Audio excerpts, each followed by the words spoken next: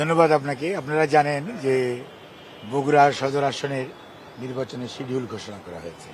যেহেতু নির্বাচনের শিডিউল ঘোষণা করা হয়েছে, নির্বাচন আচরণ বিধিতে এই মুহূর্তে বগুড়া সদরে যাওয়া যেহেতু আচরণ বিধি পরিপন্থী হবে, সেজন্যই মাননীয় প্রধানমন্ত্রী ঢাকার যে 17 আসনের যে কড়াইল বস্তি, কড়াইলে ইনশাআল্লাহ ওখানে উনি ফ্যামিলি কার্ড বিতরণের কর্মসূচির শুভ উদ্বোধন করবেন।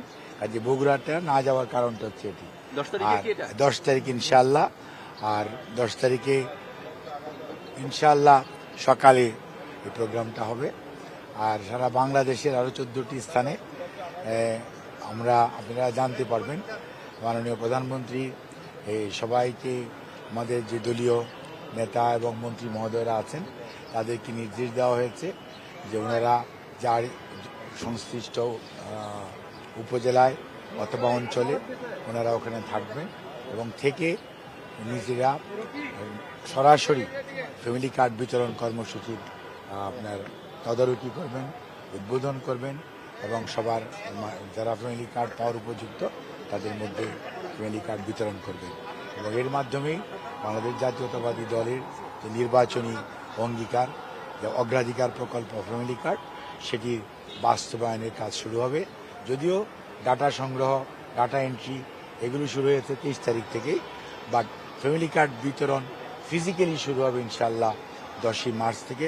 মাননীয় প্রধানমন্ত্রী সেটি শুরু করবেন কড়াইল বস্তি। আপনার এটা আপনাকে আগেও আমি বলেছি, আজকেও বলি, যেগুলি কিন্তু প্রত্যেকটা ওয়ার্ডের জনসংখ্যা, যেমন কড়াইল বস্তি সম্পর্কে আপনাদের কি ধারণা আছে আমি জানি না। কড়াইল বস্তি এবং সাততলা বস্তি আর আপনার কি বলতেছে ভাসানটেক বস্তি, অলিটেক বস্তি, আপনাদের ধারণা কি জানি না। এখানে 44,000 হাউস হোল্ডার, 44,000। কাজেই মানে এতদিন এগুলো বোঝা যায় না। এখন যখন আমরা ফিজিক্যালি মাঠে নেমে ঘর টু ঘর, আপনারা দেখেছেন ওই দিন যে কিভাবে আমাদের সরকারি কর্মকর্তা এবং কর্মচারীরা how they are collecting the information door to door, এবং তারা যে ইনফরমেশন কালেক্ট করতেছে এবং সেই ইনফরমেশনগুলি কম্পিউটারে এন্ট্রি দেওয়া হচ্ছে। এবং আমরা আশাবাদী যে কার্ড এন্ট্রি দেওয়া হলেই শেষ না, এন্ট্রি দেওয়ার পর এইটা একটা স্মার্ট কার্ডের মতো হবে। এই কার্ডটার মধ্যে আবার সকল ইন্ডিভিজুয়াল হাউস হোল্ডের সমস্ত ইনফরমেশন দিতে হবে, দেওয়ার পর একে প্রিন্ট করতে হবে। সো ইট টুকস টাইম, বাট এটা আমাদের অরিজিনাল প্ল্যানিং যা ছিল তার থেকে প্রায় 6 গুণ বেশি কার্ড লাগতেছে।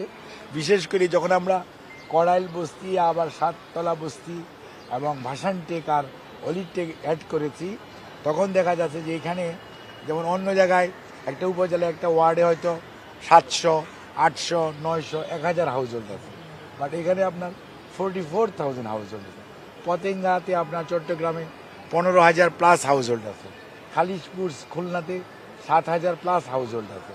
আবার আপনার অন্য একটা যদি চরফেশন চিন্তা করেন, সেখানে 750 হাউস হোল্ড, লামাতে 550 হাউস হোল্ড আছে।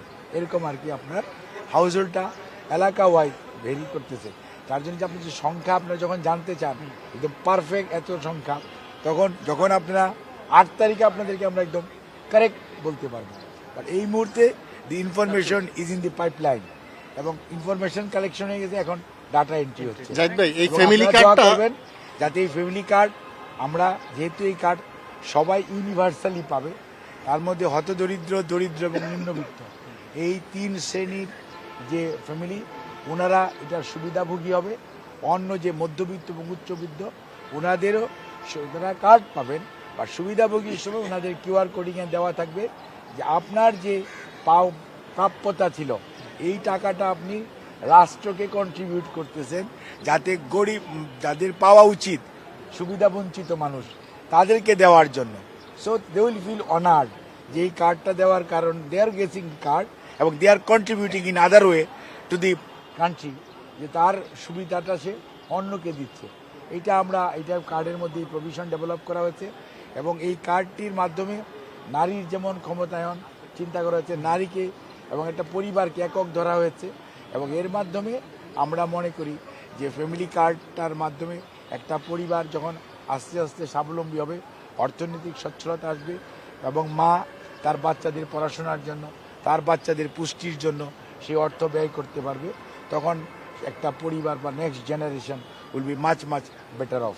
এবং এটি ধীরে ধীরে সারা বাংলাদেশে ভাই, প্রতিটি একটা বিষয় একটু উপজেলায় জানতে চাই। এটি ছড়িয়ে দেওয়া হবে।